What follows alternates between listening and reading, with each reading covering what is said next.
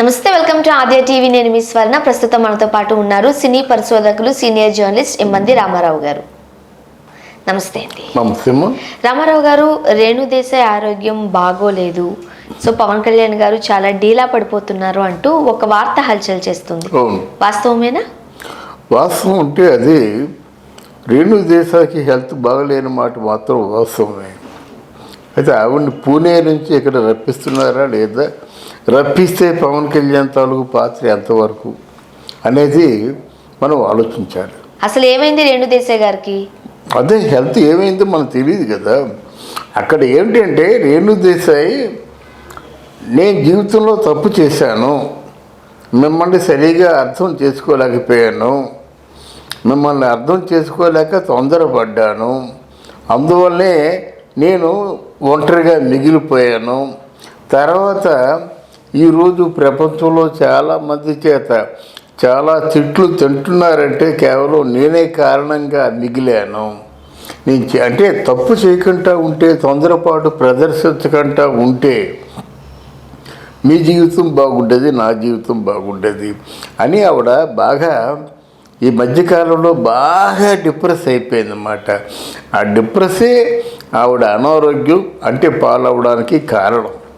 అందువల్లనే ఇప్పుడు పూణే నుంచి ఇక్కడ తీసుకొస్తున్నారు. పవన్ కళ్యాణ్ మాత్రం రేణు దేశాయ్ పట్ల అదే అభిమానంతో, ప్రేమ అని చెప్పలేము, అదే అభిమానంతో, అదే ఆత్మీయతతో ఒక మంచి ఫ్రెండ్ని ఎలా చూస్తున్నాడో అలా చూస్తున్నాడు. పవన్ కళ్యాణ్ సంస్కారానికి చేతులెత్తి దండం పెట్టాలి.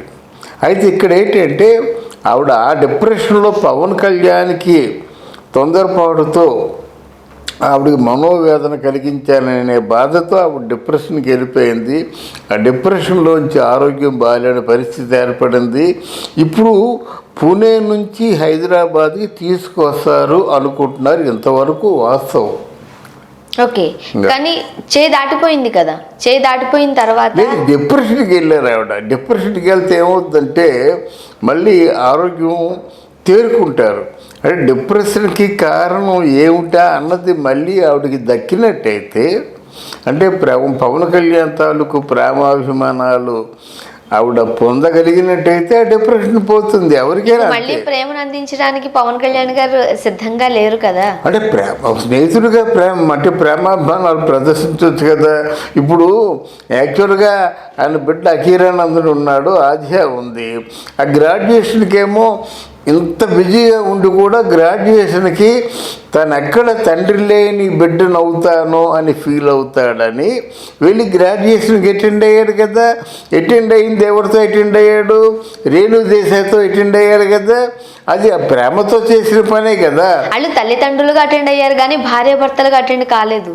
వాళ్ళు అంతేనమ్మా. అంటే తల్లిదండ్రులుగా చేయాలంటే ఏమిటి, భార్యాభర్తలు అంటే ఏమిటి? అంటే ఆవిడ రేణు దేశాయ్ పక్కని అఖీరానందన్ తాలూకు తల్లి తండ్రిగా చేశారు కదా వాళ్ళు. అందువలన ఆయన ఎప్పుడు కూడా తన వంతు, తన ధర్మాన్ని కరెక్ట్గా నిర్వర్తిస్తున్నాడు. అలాగే ఎవరు మన రేణు దేశాయ్ కూడా మిగతా వాళ్ళ తొందరపాటు ప్రదర్శించకుండా పవన్ కళ్యాణ్కి ఎవరైతే పుట్టారో, నీ బిడ్డలు నువ్వు ఏ విధంగా తయారు చేసుకుంటావో, నువ్వు ఏ విధంగా పెంచుకుంటావో, నీ పిల్లలు ఏ విధంగా కావాలని నువ్వు కలలుగంటున్నావో అలా చేసుకో అని చెప్పింది. అది ఆవిడ గొప్పతనం. అందువల్ల అఖీరానందన్ మొత్తం కొణిదెల వారి వంశంలో 6-7 feet హైట్ ఎవరు ఉన్నారు? రేపు పొద్దున కానీ ఇండస్ట్రీకి వస్తే ఇండస్ట్రీని దున్నేస్తాడనమాట. కొణిదెల వారి వంశంలో 6-7. అలాగే కూతురు కూడా అంటే సేమ్ చిరంజీవి గారి అమ్మ ఎలా ఉంటుందో అలాగే అచ్చుకూతురు అంటే పుట్టేసింది పవన్ కళ్యాణ్ కూతురు. వాళ్ళ అమ్మలాగే పుట్టిందన్నమాట. అది పెద్ద ప్లస్ పాయింట్ అమ్మ. వాళ్ళ ఇంట్లో చిరంజీవికి కానీ, పవన్ కళ్యాణ్కి కానీ, నాగబాబుకి కానీ ఆధ్యాన్ని చూడగానే వాళ్ళ అమ్మని చూసినట్టుగానే ఉంటుందన్నమాట. ఇక్కడ ఏమిటంటే నేను చెప్పవలసింది హ్యూమన్ ఎమోషన్స్ గురించి చెప్తున్నాను. అంటే మానవ సంబంధమైన ఉద్వేగాలు బంధాలతో ముడిపడవు. బంధాలని కట్ చేసుకోవాలంటే కోర్టులు ఉన్నాయి, చట్టాలు ఉన్నాయి, కానీ మనసు ఒకటి ఉంటుంది కదా. ఆ మనసుని ఎవరూ బంధించలేరు. అంటే బంధాలకి లోను కానిది ఏదైనా ఉందంటే మనసు. ఆ మనసు రేణుదేశాయికి ఉంది, ఆ మనసు పవన్ కళ్యాణ్కి ఉంది.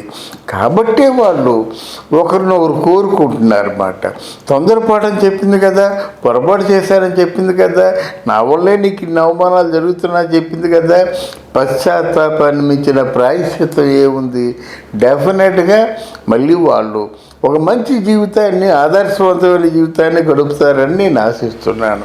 ఇప్పుడు ఎంత తప్పు చేశాను అని దాన్ని అనుకున్నా మళ్ళీ పవన్ కళ్యాణ్ గారి లైఫ్లోకి అయితే ఆమె రాలేని పరిస్థితి. ఎందుకనంటే ఈయన లైఫ్లో వేరే వాళ్ళు ఎవరూ లేకుండా ఉండుంటే మేబీ కలిసి ఉండే ఛాన్సెస్ ఉంటాయేమో. బట్ ఆల్రెడీ తనకు భార్య ఉన్నారు, 2 పిల్లలు ఉన్నారు. సో ఈ టైంలో రేణుదేశాయ్ గారు ఎంత బాపోయినా, చేసిన తప్పు గురించి ఎంత రియలైజ్ అయినా వెనక్కి వచ్చే సిచ్యువేషన్ అయితే లేదు కదా. అది వెనక్కి వచ్చి చేయడం అంటే, భార్యాభర్తలు అంటే కేవలం ఏదో సెక్సువల్ పరంగా భార్యాభర్తలు ఏదో ఒక తోడుగా మాత్రం డెఫినెట్గా పవన్ కళ్యాణ్ ఆవిడకు ఉంటాడు. అలాగే ఒక తోడుగా మాత్రం రేణుదేశాయి పవన్ కళ్యాణ్ని కోరుకుంటుంది. అందుకే నా మాటల్లో ఒక ఆదర్శవంతమైన జీవనాన్ని గడుపుతారని చెప్పానమాట. అంటే అలా 3 వారిపోవలసిందేనా?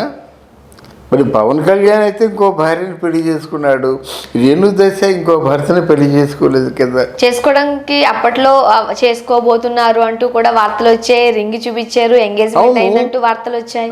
వార్తలు వచ్చినట్టు కొడుకు ఏం చేశాడు? నో నథింగ్ అన్నాడు. ఏమైంది? నా కొడుకు ఏమన్నాడు? 2 మాటలు దాకా చేశాడు. No nothing. మా నాన్న పవన్ కళ్యాణ్ అంటే ఏమిటి?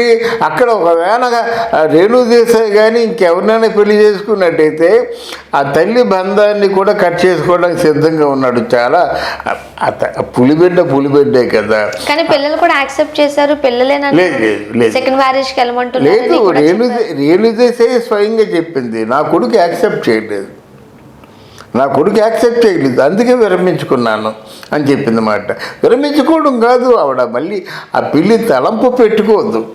అరే నీకు నీ బిడ్డలకి ఎంత ఖర్చు అవుతుందో, వాళ్ళ చదువులకి ఎంత ఖర్చు అవుతుందో, వాళ్ళ మెయింటెనెన్స్కి ఎంత ఖర్చు అవుతుందో అన్నీ నువ్వు అంటే వాళ్ళ పవన్ కళ్యాణ్ చూసుకోవడం ఏంటి, ఈవిడ వెళ్ళిపోయి ఇంకో భర్తతో కాపురం ఉండడం ఏంటి?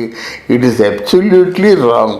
అందువల్ల ఆవిడ తప్పుడు పని చేయలేదు, చెడు పని చేయలేదు, ఆవిడ తాలూకు ధర్మాన్ని. పవన్ కళ్యాణ్ గారు వెంటనే పెళ్లి చేసుకున్నారు కదా, అది తప్పు కాలేంది, చెడు కాలేంది, రేణుదేశాయ్ చేస్తే తప్పు చెడు అవుతుంది. అది ముమ్మాటి కూడా అది తప్పే. ఎందుకంటే విడాకులు ఇవ్వకుండా చేసుకున్నట్టయితే అది తప్పు, కానీ విడాకులు ఇచ్చేశాడు ఒకటి. రెండవది ఏంటంటే ఒక ఔన్నత్యాన్ని గురించి మీరు ఆలోచించాలి. ఇక్కడ మనం పవన్ కళ్యాణ్ మూడో పెళ్ళి అని ఈ సన్నాసులు అందరూ అంటారు. కానీ అంటే తప్పు ఒప్పు ఒక శ్రీమూర్తితో ఆయన మానసికంగా శారీరకంగా ఒకటైనప్పుడు ఆ శ్రీమూర్తికి ద్రోహం చేయకూడదు. అలా ద్రోహం చేసేవాళ్ళు మగవాళ్ళలో 100కి 90 మంది ఉంటారు. అంటే అదో ఫ్యాషన్ అనుకుంటారు. ఆడవాళ్ళు ఏదో వీళ్ళ మీద మోజుపడే వచ్చారనుకుంటారు, కానీ వాళ్ళ జీవితాల్ని నాశనం చేస్తుంటారు. ఒకవేళ పొరపాటున మగవాడికి లొంగిపోయిందనుకో జీవితాంతం కుళ్ళిపోతుంది కదా. అయితే దానికి తావీయకుండా ఎక్కడైతే పవన్ కళ్యాణ్ తప్పు చేశాడో అమ్మాయిని పెళ్లి చేసుకున్నాడు. యాక్చువల్గా ఇప్పుడు అన్నా లిజినోవని పెళ్లి చేసుకోవాల్సిన అవసరం లేదు.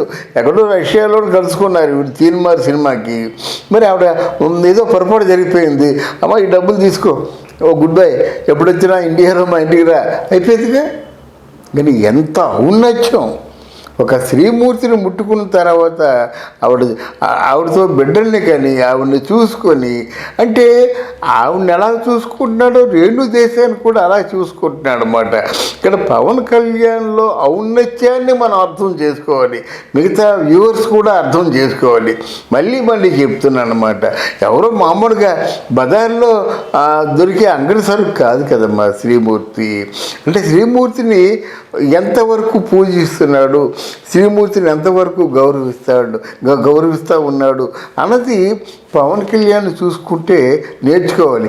అందుకే ఈ సన్నాసులు 3 పెళ్ళిళ్ళు అంటే దానికి అర్థం ఏముందా? మీలాగా ఊరకొక్కలా తిరగడమా? రైట్. అది జీవితం కాదు కదా. Thank you so much. Thank you అమ్మా, థ్యాంక్ యూ వెరీ మచ్.